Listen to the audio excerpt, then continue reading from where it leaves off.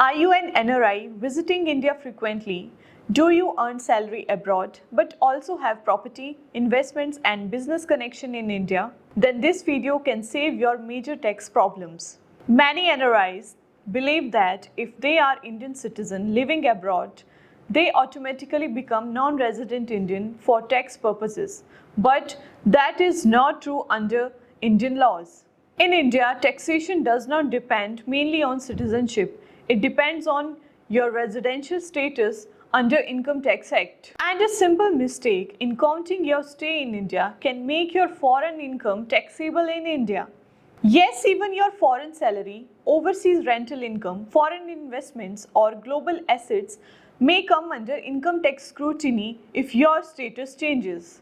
So in this video, I will explain what is residential status, the differences between ROR, RNOR and NR, and why this concept is extremely important for NRIs.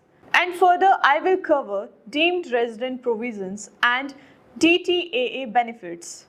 Before understanding the law, let's understand why this concept is extremely important for NRIs.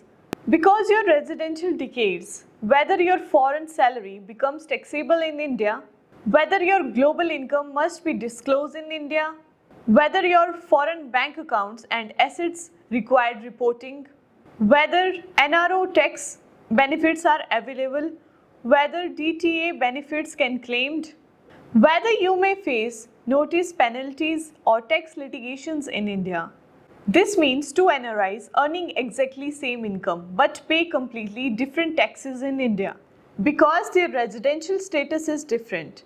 That is why every NRI carefully track their number of days spent in India in every financial year and previous year. What do you mean by residential status? A residential status determines separately for every financial year based on primarily on the number of days an individual stay in India during relevant previous years and preceding years. Under tax laws, an individual may fall into one of the following category: resident but not ordinary resident and non-resident. Basic conditions to become resident in India.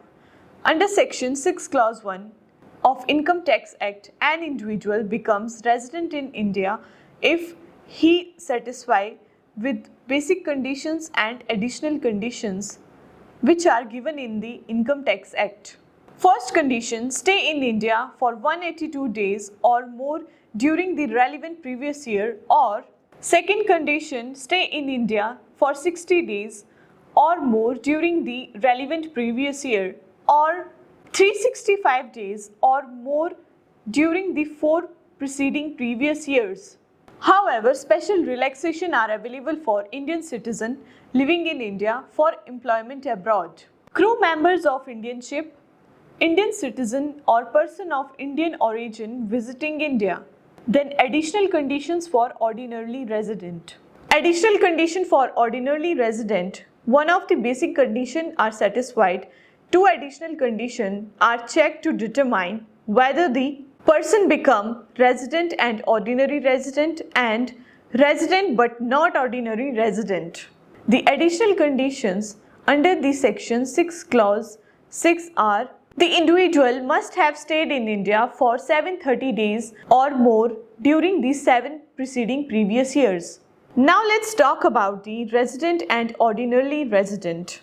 ROR status is defined under Section 6 of Income Tax Act 1961. ROR means a person who is treated as full of resident Indian for income tax purposes. A person become ROR when he satisfies the basic condition for become an Indian resident and also satisfy additional condition under Income Tax Act. Suppose a person earns salary in USA, owns property in Dubai and operate business in India. If he qualifies ROR conditions, then all income may be taxable in India. Now come to RNOR. Resident but not ordinary resident. This status is defined under Section 6 Clause 6 of Income Tax Act 1961. The RNOR is a special resident status under Income Tax Act. A person becomes RNOR when he satisfies basic conditions of being resident in India, but he does not satisfy one or both additional conditions required for ROR. In simple meaning, RNOR is a middle status between resident and ordinary resident and non-resident. Under RNOR status, Indian income remains taxable in India.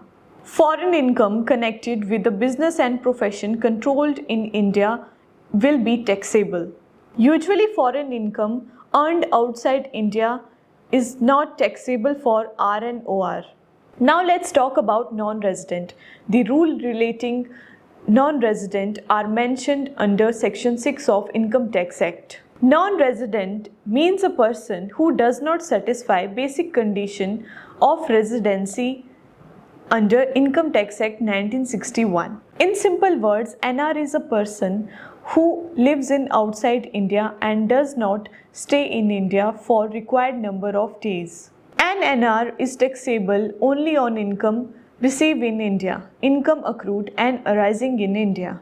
Foreign income earned or received outside India are generally non-taxable in India for NR.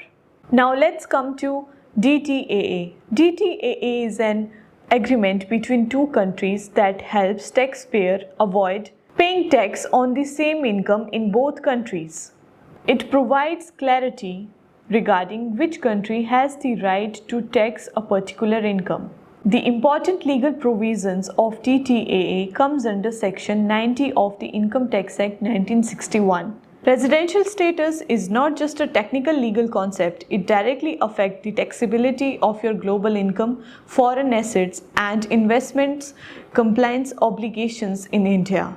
NRIs should carefully review their days stayed in India, Indian income level, foreign income structure, and DTA applicability, and also future returns plans to India. Professional tax planning at right time can save NRIs for paying heavy taxes. If you are an NRI needs assistance regarding residential status, RNOR planning, DTAA benefits. If you are an NRI needs assistance regarding residential status, RNOR planning, DTAA benefits, you can contact NRI Legal World today. If you like this video, don't forget to like, share and subscribe NRI Legal World. Thank you.